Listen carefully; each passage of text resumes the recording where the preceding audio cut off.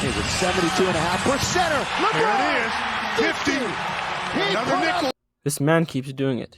I have forfeited every logical explanation and have come to the conclusion that LeBron has hacked time itself and will never retire. LeBron is 37 years old in his 19th season, putting up these absurd stat lines. He's one of the best players in the world. This isn't normal.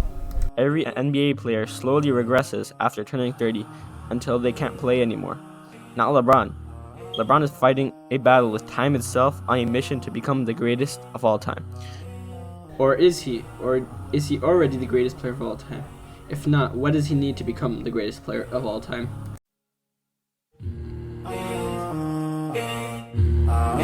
The GOAT debate is a very long and lengthy debate. So let's start from the basics. In terms of totals, LeBron has more points, rebounds, assists, blocks, triple doubles, a higher field goal percentage, and a higher 3-point percentage. But this really doesn't prove anything. But all this shows is how truly incredible LeBron's longevity and all-around game is. Instead of looking at career totals, let's look at averages. LeBron still averages more rebounds, assists, a higher field goal percentage, and a higher 3-point percentage. However, MJ leads in points, steals. They are tied in blocks and a higher free throw percentage. People like to use MJ's lead in those categories against LeBron, as those are very important stats. Deciding who's the greatest of all time isn't a very small thing, so there are many details we have to get into to discuss this debate. In terms of advanced stats, MJ exceeds LeBron in PER, win shares per 48, offensive box plus minus, defensive box plus minus, and value over replacement. The only thing LeBron leads in is true shooting percentage, and this is where the debate ends for a lot of people. However, that doesn't make much sense, as the difference between MJ and LeBron is so minute, it really doesn't mean anything.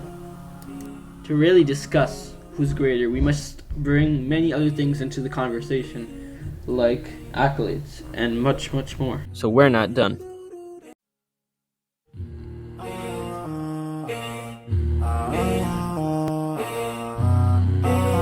There's no such thing as great work without longevity.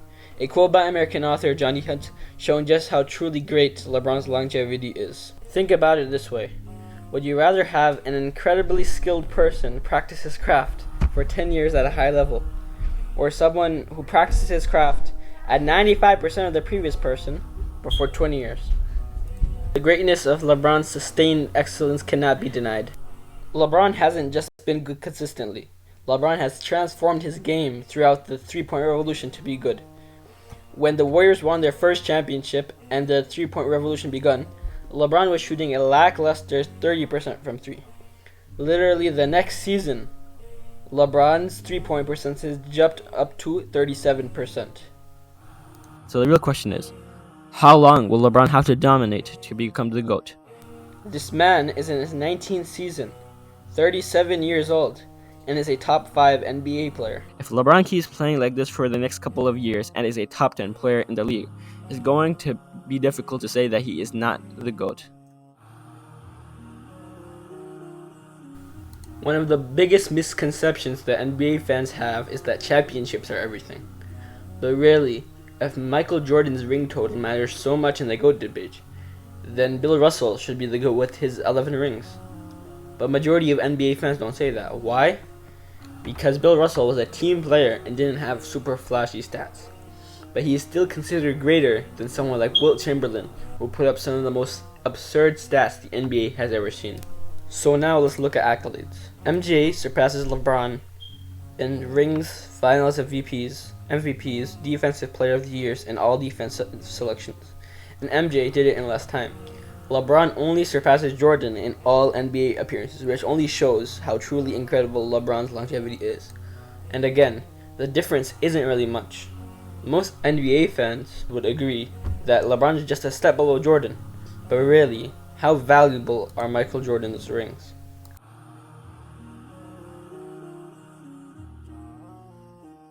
Last but not least, the most controversial section of this video, the truth about Michael Jordan. The biggest thing people use against LeBron is his 4-6 finals record to MJ's perfect 6-0. But really, how good was Michael Jordan? There's a problem with NBA fans who are nostalgic of 90s basketball and its players. They grew up watching these players and consider it the greatest era in NBA history. But the truth is that the NBA was very top-heavy and weak in the 90s. Let me prove this to you. In 1988 and 1989 and 1995, the NBA added a total of 6 expansion teams. These teams, like most expansion teams, were absolute garbage during their first 5 to 10 years of existence. It just happened to be where MJ won most of his rings. Let's look at those teams. The Hornets took 5 years to make the playoffs. During those 5 years, they won 34% of the time. MJ beat them 18 out of 21 of those times. The Heat took 4 years to make the playoffs.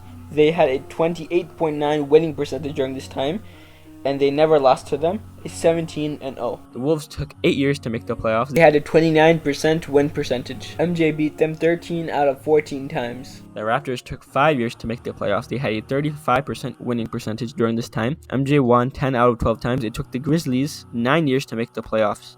They had a horrible 19% winning percentage, and Jordan beat them 7 out of 8 times. Those 6 teams were 20% of the league during Michael Jordan's prime. My second point to prove that MJ's league was weak. During the 6 years where MJ won those rings, 4 of those years were the only years in Michael Jordan's career where there were more teams below 500 than above 500.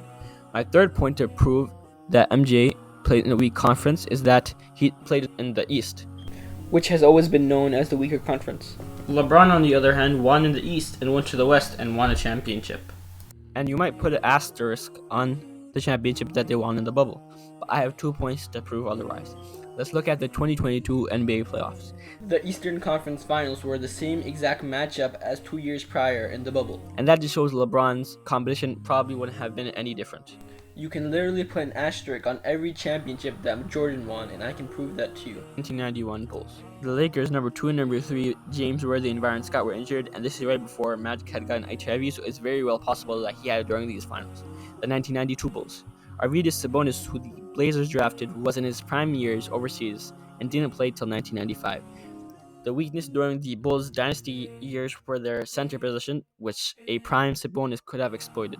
The 1993 Bulls. The Bulls had played a below-average defense in the Suns, and the Suns, who had the best home record in the NBA that year, went 0-3 in the finals at home. The 1996 Bulls. The NBA had added horrible expansion teams to lower MJ's competition. Sonics coach George Karl didn't put Defensive Player of the Year Gary Payton on Michael Jordan until they went down 0-3. After that, they went up 2-1, and the Sonics could have easily won the series if JP was put on MJ earlier. 1997 Bulls. Utah straight up choked in Game 5 and 6 and still almost won. At this time, the NBA was using a shorter three-point line, so who knows if MJ would have made all those threes. The 1998 Bulls. Utah choked in Game 2 in a game that they nearly won anyway. The biggest asterisk was in Game 6.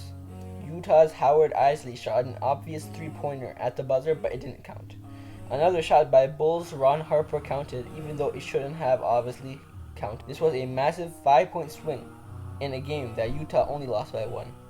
My last point is probably my most controversial yet. MJ is not clutch, and I can prove it.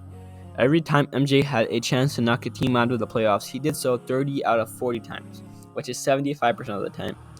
In those games, he didn't play better. In fact, he played worse. In those games, MJ's field goal percentage dropped significantly. His free throws went down. His rebounds, assists, steals, and blocks went down significantly. The only thing that he improved in were his turnovers, which is the only good thing. In elimination games, his field goal and free throw percentage dropped. He turned the ball over more, and he only won 5 out of 12 times. That's pretty bad for someone who's often considered the most clutch player ever. These points have brought me to the conclusion that most NBA fans do not want to admit, that Michael Jordan is overrated.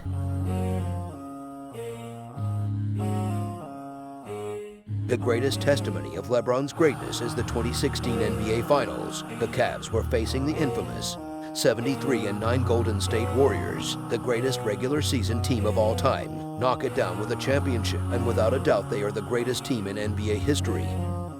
4 games into the series and it seems all but over. The Warriors have a 3-1 lead. No team has ever come back from such a deficit. Entering Game 5, LeBron and Kyrie drop 41 to destroy the Warriors. Game 6 in Cleveland. LeBron blows out the Warriors with another 41-point smackdown and a near triple-double. Game 7 Golden State. This game was going to be historic no matter the ending. Either the Cavs were going to complete the greatest comeback in NBA history or the Warriors were going to cap off the greatest season in the history of basketball. This was all possible because of one man, LeBron James. This win represented the greatest feat in sports history. The chosen one, the hometown boy, took his hometown team to the greatest heights they had ever seen, broke their heart, and came back to fulfill his promise of bringing them a championship. He isn't Michael Jordan. He isn't Kareem. He is LeBron James, the greatest player in NBA history.